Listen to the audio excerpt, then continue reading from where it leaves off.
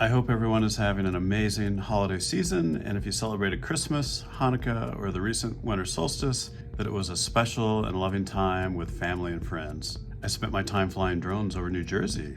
I hope you enjoyed that on the evening news.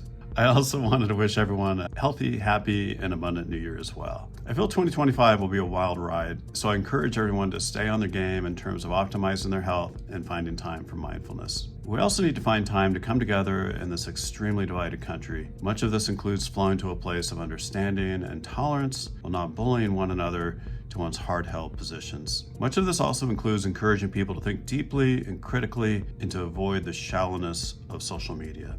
It's easy for all of us to be triggered by polarizing opinions during this volatile time, so if we can take a deep breath and try to understand one another, it will make the world a more peaceful place. I know this sounds difficult, but let's try. I also feel this is a year for all of us to be prepared for the unexpected. While I'm not going to go down the rabbit hole of prepping with a lecture from a bunker, I do encourage everyone to have a reasonable amount of food supplies, water, and basic emergency supplies as finance and your space permits. The world is becoming less stable by the minute, and we need to be able to reasonably manage emergencies independently and confidently should a catastrophe occur. As a lifelong Eagle Scout, I live by my motto, always be prepared.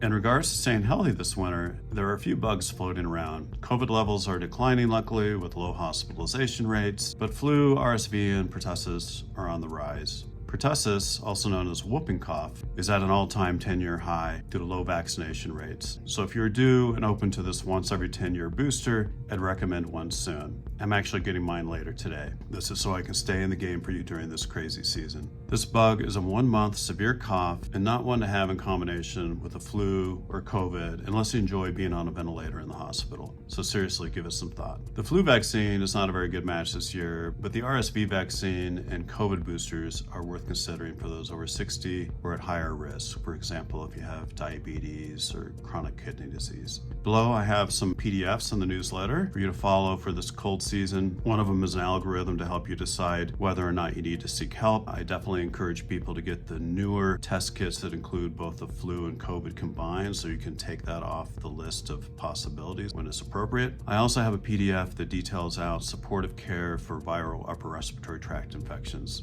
Additionally, I have some information on our new longevity program, the new website that's coming up, and some promotions to help you through the New Year's resolutions. So looking forward to you taking a look at some of these other goodies down on the newsletter here. Again, wishing you an amazing 2025, and thank you for being part of our practice. Take care.